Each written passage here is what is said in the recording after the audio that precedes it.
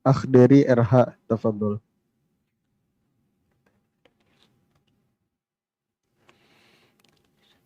Dari RH, Akhdari RH. Yes. Assalamualaikum warahmatullahi wabarakatuh. Waalaikumsalam warahmatullahi wabarakatuh. Semoga Ustadz, tim, dan seluruh umat muslim dalam lindungan Allah Subhanahu wa taala dan sehat walafiat. Amin. Amin ya rabbal alamin. Ustadz, izin bertanya. Ini berkaitan dengan saya agak di luar topik ya Pak Ustadz. Saya ini sedang punya usaha Pak Ustadz. Usaha ini dalam 5 tahun ke belakang itu mengalami kerugian yang cukup. Saya dan istri itu menginisiasi untuk mengagunkan rumah sebagai tempat tinggal kami ke bank. Pada saat itu kami belum belajar mengenai masalah muamalah, Ustaz. Nah. Dalam perjalanannya, singkat cerita, usahanya semakin tidak baik. Dan aset kami pun sekarang dalam posisi terancam. Ya. Tapi kami juga tetap berusaha bagaimana ini bisa tetap perusahaan itu bisa berjalan. Karena bagi kami, insya Allah rezeki ataupun aset masih bisa dicari. Tapi yang penting bagaimana usaha ini bisa berjalan. Yang ingin saya tanyakan Pak Ustadz, dari niat kami di awal itu untuk tadinya bisa membantu perusahaan dan juga karyawan yang saat itu dalam posisi yang mungkin secara pendapatan sangat kurang. Ya. Dan jujur sampai saat ini juga posisinya tidak banyak berubah. Bahkan kami sudah melakukan layoff itu cukup banyak untuk karyawan. Mohon nasihatnya dari Ustadz dan bagaimana saya sebaiknya dalam menyelesaikan masalah riba dan juga rencana saya untuk rencana saya yang agak ekstrim ini kan saya harus menjual rumah saya, tapi saya lagi berusaha untuk mempertahankan. Mohon kiranya Ustaz bisa memberikan tausiahnya. Terima kasih. Wassalamualaikum warahmatullahi wabarakatuh. Waalaikumsalam warahmatullahi wabarakatuh.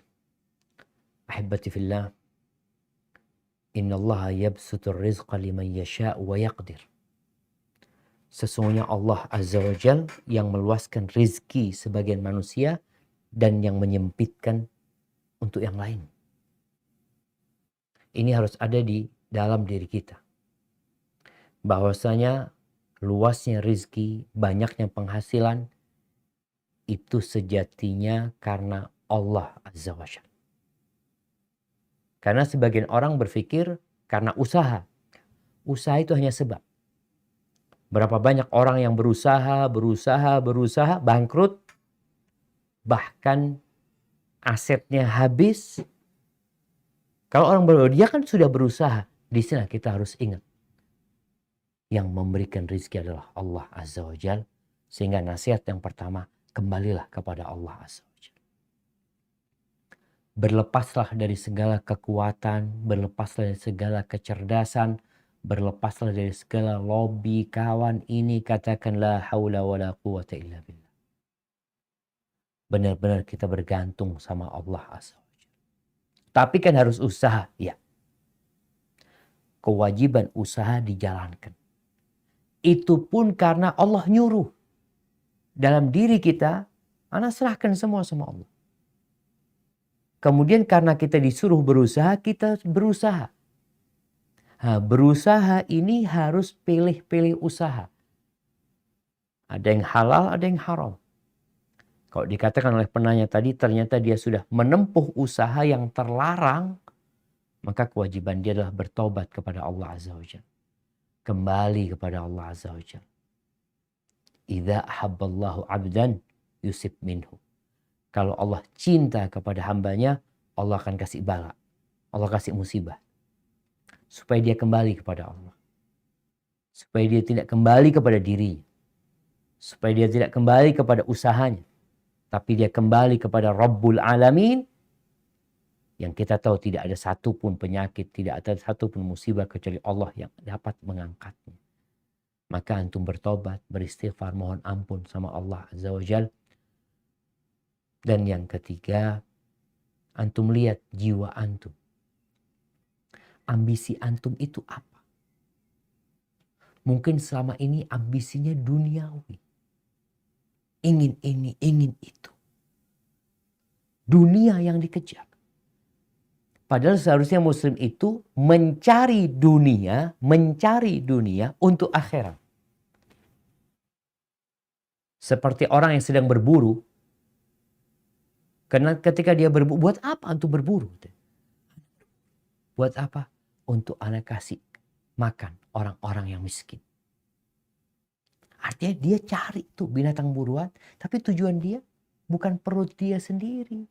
Kalau ana mungkin Ustaz sekilo nggak habis daging Ustaz. Sisanya ana mau bagi buat orang-orang. Maka antum lihat. Karena barang siapa yang ambisinya dunia. Allah jadikan kefakiran di depan mata dia. Baina aineh, di antara kedua mata. Kemanapun memandang, antum akan merana dan menderita. Maka hendaklah antum memperbaiki. Itu yang keempat. Kalau bicara rumah.